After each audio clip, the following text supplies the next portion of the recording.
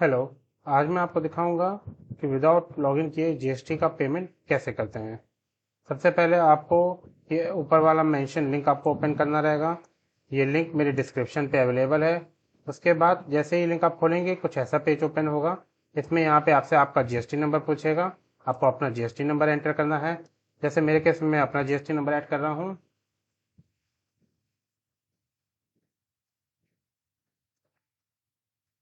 उसके बाद second line पे कैप्चा एंटर करना है आपको। एंड देन उसके बाद आपको एंटर प्रेस कर देना है। एंटर प्रेस करते ही आपसे पूछेगा रीज़न फॉर चलान। तो मैक्सिमम केसेस में और मैं भी प्रेफर करता हूँ हमेशा आप सेलेक्ट करो एनी अदर पेमेंट, क्योंकि ये monthly payment for quarterly return and everything, इसके लिए आपको अपने टैक्स प्रोफेशनल या सीए से कंसल्ट करनी चाहिए। अगर आप बेगनर हो तो मैक्सिमम केसेस में या प्रिफर्ड केसेस में आप एनी अदर पेमेंट पे जा सकते हो। इससे कोई दिक्कत नहीं होगी आपको। तो एनी अदर पेमेंट में जाने के बाद आप प्रोसीड करेंगे। प्रोसीड करने के बाद आपको यहाँ पे कुछ पेज ऐसा ओपन हो जाएगा। यहाँ पे आप सबसे पहले हमेशा अपना नाम चेक करिए कि आपका नाम यहाँ पे अपेयर कर रहा है कि नहीं। अगर यहाँ पे आपका नाम नहीं अपेयर कर रहा है या कोई और नाम अपेयर कर रहा है तो आप ये समझिए कि आपने अपना जीएसटी नंबर सही नहीं डाला है। अगर आप सही डालोगे तो हमेशा आपका ही नाम यहाँ पे अपेयर करेगा। उसके बाद नीचे डिटेल्स और डिपॉजिट में आप देखोगे कि various type of GST and उसके राइट साइड में टैक्स एंड इंटरेस्ट के कॉलम्स ओपन हो गए हैं।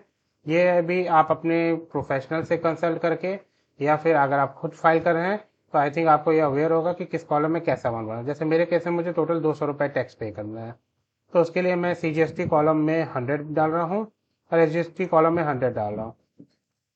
अगर आपका केस डिफरेंट है तो आप अपने कंसर्न अमाउंट के हिसाब से और कंसर्न टाइप ऑफ पेमेंट के हिसाब से ही आप अपना अमाउंट वहाँ पे फिलअप करेंगे। ये अमाउंट डालने के बाद अगर आपको चेक के थ्रू जमा करना है तो आप ऑप्शन सेलेक्ट करेंगे एनईएफटी आरटीजीएस।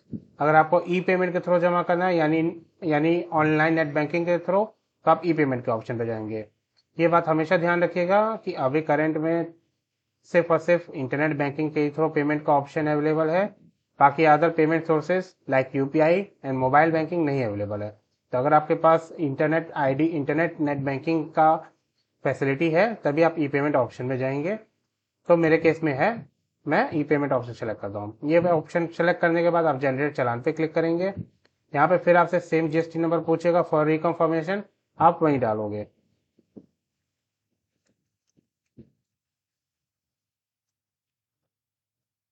ये डालने के बाद आप प्रोसीड बटन पे क्लिक करोगे। सेकंड पेज खुलते हैं, यहाँ आप देखोगे कि टेक्स्ट कॉलम पे आपको फिलअप करने को कुछ नहीं दे रहा है। इसने आपने जो भी कॉलम पे अमाउंट भरे थे ये फिलअप हो गए हैं। ये करने के बाद आप हमेशा फिर सेकंड ऑप्शन है आपका यहाँ पे चेंज होकर प्रीफर्ड बैंक से नेट बैंकिंग आने लगेगा। आप नेट बैंकिंग पे जाओगे।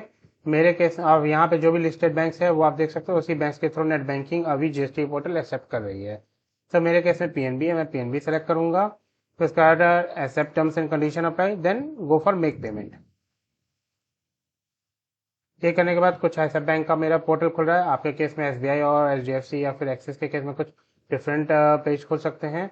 बट इस सब में एक ही चीज़ कॉमन मिलेगा आपको कि जो आपका टैक्स अमाउंट का फिलअप पेज है या टैक्स रिलेटेड डिटेल्स का फिलअप पेज है वो वो पोर्टल ऑटोमेटिक फिलअप कर देगा, वो आपको भरने की जरूरत नहीं पड़ेगी।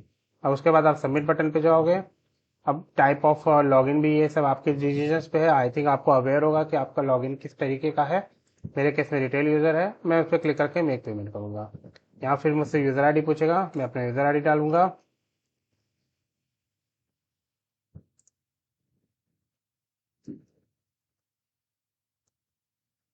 नेक्स्ट पेज पे पासवर्ड पूछेगा, यहाँ मैं पासवर्ड डालूंगा।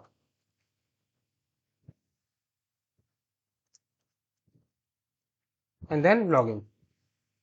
लॉगिन करने के बाद आप जो भी जैसे आप लॉगिन करोगे आप देखोगे आपका टैक्स का पूरा पेज फिलअप है एज इट इज। आपको यहाँ पे कोई मेहनत करने की जरूरत नहीं है। सिंपली आपको अपना अकाउंट सेलेक्ट करना है जिस अकाउंट से आप पेमेंट करना चाह रहे हो, और याददाश्त के लिए अगर दिमाग में कुछ आपको नीचे डालना है तो आप डाल सकते हो। उसके बाद वो डालते आप कंटिन्यू करोगे। नेक्स्ट पेज पे आपसे ट्रांजेक्शन पासवर्ड पूछेगा।